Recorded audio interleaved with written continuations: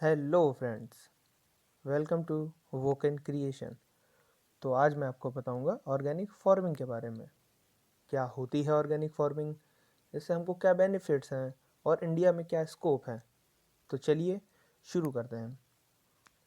So what is organic farming? Organic farming is the production of crops and livestock without using synthetic chemical and inorganic fertilisers. एक बहुत important बात जो आपको यहाँ जाननी चाहिए कि ऑर्गेनिक फार्मिंग से हम लोग सॉइल फर्टिलिटी को इम्प्रूव कर सकते हैं। तो चलिए अब हम बात करते हैं कुछ टेक्निक्स के बारे में जो ऑर्गेनिक फार्मिंग में बहुत इंपॉर्टेंट रोल रखती हैं।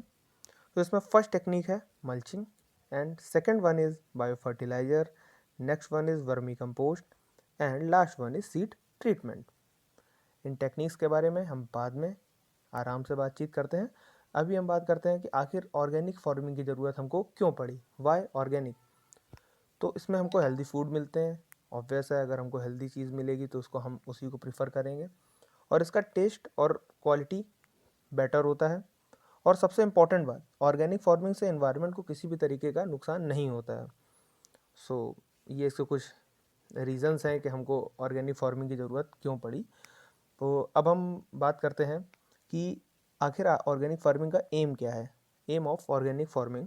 सो फर्स्ट ऑफ ऑल, इससे हम सॉइल फर्टिलिटी को इम्प्रूव करते हैं, डिजीज़ एंड पेस्ट को भी आसानी से मैनेज किया जा सकता है। और फार्मिंग के इस मेथड में हम उन्हीं रिसोर्सेज का यूज़ करते हैं जो फार्मर्स के पास इजीली अवेलेबल हो, जिससे उनको फार्म इनपुट्स पे ज़्यादा इन्वेस्ट नहीं करना पड़ेगा।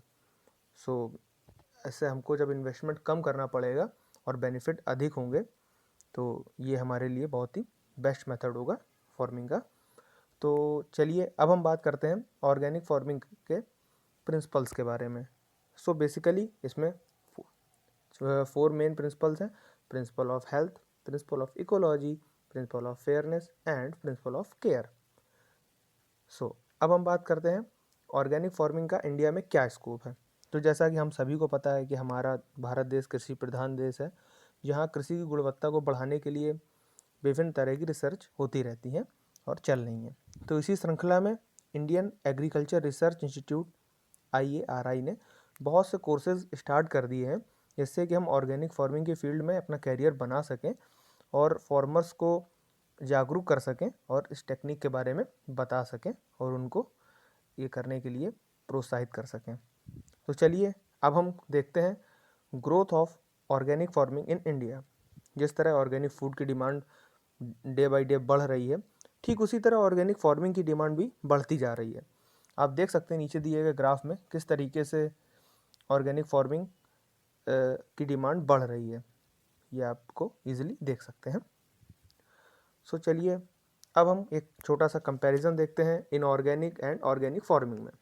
सो इनऑर्गेनिक फार्मिंग से एनवायरनमेंट को नुकसान होता है, जबकि ऑर्गेनिक फार्मिंग हमारी इन्वायरमेंटल फ्रेंडली है, इससे किसी भी तरीके का एनवायरनमेंट को नुकसान नहीं होता है।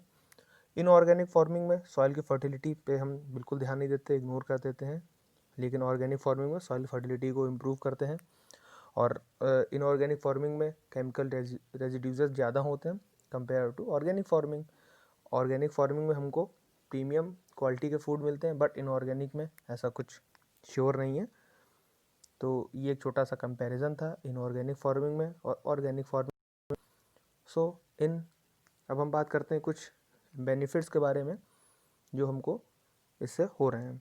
तो जॉब और रिसर्च के पॉइंट ऑफ व्यू से बहुत ही अच्छा टॉपिक है, इसमें काफ़ी सारी अपॉर्चुनिटीज़ हैं। इससे एनवायरनमेंट को भी लॉस नहीं हो रहा है, सॉइल प्रॉपर्टीज़ इम्प्रूव हो रही हैं। और एक इम्पॉर्टेंट बात कि इससे हम अपने फॉर्म में जो हमारा वेस्ट होता है उसको भी मिनिमाइज़ कर सकते हैं। तो अब हम अपनी अगली वीडियो में बात करेंगे ऑर्गेनिक फार्मिंग के मेथड्स एंड टेक्निक्स के बारे में, जो मैंने अभी पीछे स्किप किया था वीडियो में, उसी पे मैं आपकी जो भी क्वेरीज हों उनको मैं सॉल्व करने की कोशिश करूँगा। Thanks for watching my video. Don't forget to like and comment. Thank you.